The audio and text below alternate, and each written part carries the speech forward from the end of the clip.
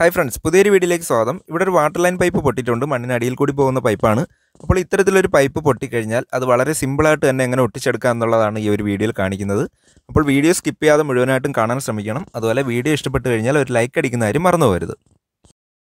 അപ്പോൾ ആദ്യം തന്നെ നമ്മൾ ആ ഒരു പൈപ്പിൻ്റെ ചുറ്റുമുള്ള മണ്ണും കാര്യങ്ങളും എല്ലാം ഒന്ന് വൃത്തിയായിട്ട് ക്ലീൻ ആക്കി എടുക്കുന്നുണ്ട്.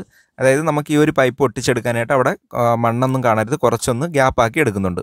എന്നെങ്കിൽ മാത്രമേ നമുക്കത് നല്ല രീതിയിൽ തന്നെ ഒട്ടിച്ചെടുക്കാനായിട്ട് സാധിക്കത്തുള്ളൂ. അതിനുശേഷം അവിടെ ഒന്ന് ഗ്യാപ്പാക്കി എടുത്തതിന് ശേഷം നമുക്ക് ആ ഒരു പൈപ്പിൻ്റെ പുറത്തുള്ള മണ്ണും കാര്യങ്ങളും എല്ലാം ഒന്ന് വൃത്തിയായിട്ടൊന്ന് ക്ലീൻ ചെയ്തെടുക്കണം. കോട്ടൺ വേസ്റ്റോ തുണിയോ എന്തെങ്കിലും ഉപയോഗിച്ചിട്ട് ക്ലീൻ ചെയ്താൽ മതിയാവും. അതിനുശേഷം നമുക്ക് അവിടെ ഒന്ന് കട്ട് ചെയ്തെടുക്കണം. അപ്പോൾ ഇവിടെ നേരത്തെ തന്നെ ഓൾറെഡി ഒരു കപ്ലിംഗ് അടിച്ചിട്ട് പൈപ്പ് ജോയിൻറ്റ് ചെയ്തിട്ടുണ്ടായിരുന്നു. അതിന് തൊട്ട് ഇപ്പുറത്ത് വെച്ചിട്ടാണ് ഈ ഒരു പൈപ്പിന് പൊട്ടലുണ്ടായിരിക്കുന്നത്. അപ്പോൾ ഈ ഒരു ഭാഗത്താണ് പൊട്ടലുണ്ടായിരിക്കുന്നത്.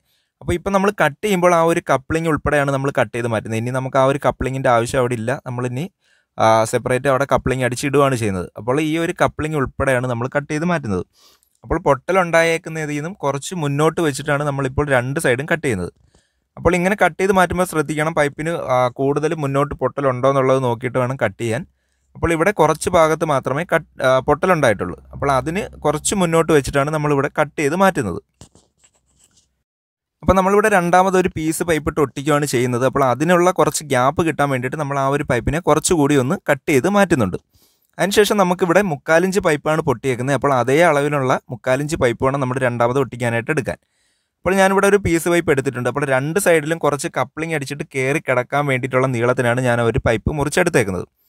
അതിനുശേഷം നമുക്ക് അതിൻ്റെ ഒരു സൈഡൊന്ന് ചൂടാക്കി കൊടുക്കണം. ചൂടാക്കി നമ്മൾ സോക്കറ്റ് അടിച്ചെടുക്കുകയാണ് ചെയ്യുന്നത്. അപ്പോൾ ഇത്തരത്തിൽ കപ്ലിംഗ് അടിക്കുമ്പോൾ ഒരു കാര്യം പ്രത്യേകം ശ്രദ്ധിക്കണം, പൈപ്പിൻ്റെ എൻഡ് ഭാഗമാണ് നല്ല രീതിയിൽ ചൂടാക്കി കൊടുക്കേണ്ടുന്നത്. ബാക്കിലോട്ട് കുറച്ച് ചൂട് മാത്രം മതി. എങ്കിൽ മാത്രമേ ഈ രീതിയിൽ നമുക്ക് സോക്കറ്റ് അടിച്ചെടുക്കാനായിട്ട് സാധിക്കത്തുള്ളൂ. ഇനിയിപ്പം നിങ്ങൾക്ക് കപ്ലിംഗ് അടിക്കാൻ ബുദ്ധിമുട്ടാണെന്നുണ്ടെങ്കിൽ 3/4 ഇഞ്ചിൻ്റെ കപ്ലിംഗ് കടയിൽ നിന്ന് വാങ്ങിക്കാൻ കിട്ടും. അത് വാങ്ങിച്ചാലും മതി. ഞാനിവിടെ കപ്ലിംഗ് വാങ്ങിക്കാതെ പൈപ്പ് തന്നെ ചൂടാക്കി കപ്ലിംഗ് ഉണ്ടാക്കിയിട്ടാണ് ഈ ഒരു പൈപ്പിനെ ഒട്ടിക്കുന്നത്. അപ്പോൾ ഒരു സൈഡിൽ നമ്മൾ കപ്ലിംഗ് അടിച്ചിട്ടുണ്ട്. ഇനി രണ്ടാമത്തെ സൈഡ് കൂടി അതേ അളവിൽ നമുക്ക് ഒരു കപ്ലിംഗ് കൂടി അടിച്ചെടുക്കണം. അപ്പോൾ രണ്ട് സൈഡിലും ഇത്തരത്തിൽ സോക്കറ്റ് അടിച്ചതിന് ശേഷം നമ്മൾ ആ ഒരു പൈപ്പിലേക്ക് ഇട്ട് കണക്ട് ചെയ്യുകയാണ് ചെയ്യുന്നത്. അപ്പോൾ ഇവിടെ നമ്മൾ പൈപ്പ് പൊക്കി ആ ഒരു കപ്ലിംഗ് അതിലേക്ക് കയറ്റിയിടുകയൊന്നും അല്ല ചെയ്യുന്നത്. അല്ലാതെ തന്നെ വളരെ സിമ്പിളായിട്ട് തന്നെ നമുക്ക് ഈ ഒരു പൈപ്പിനെ അതിലേക്ക് ഒട്ടിക്കാനായിട്ട് സാധിക്കും. അതുപോലെ തന്നെ പൈപ്പ് നമ്മൾ കയറ്റി ഇറക്കി ഒട്ടിക്കുക അങ്ങനെയൊന്നും അല്ല ചെയ്യുന്നത്. അപ്പോൾ പല രീതിയിലും നമുക്കിത് ഒട്ടിക്കാനായിട്ട് സാധിക്കും. അതുപോലെ തന്നെ നമ്മൾ ആ ഒരു പൊട്ടിയ പൈപ്പിനെ അതേ രീതിയിൽ തന്നെ മണ്ണ് അത്രയും ഭാഗത്ത് മാത്രമേ മാറ്റിയിട്ടുള്ളൂ. ഒരുപാട് മണ്ണൊന്നും മാറ്റാതെ ആ പൊട്ടിയ ഭാഗത്തെ മണ്ണ് മാത്രമേ നമ്മൾ മാറ്റിയിട്ട് ചെയ്യുന്നുള്ളൂ. അപ്പോൾ ഇത് വളരെ സിമ്പിളാണ്.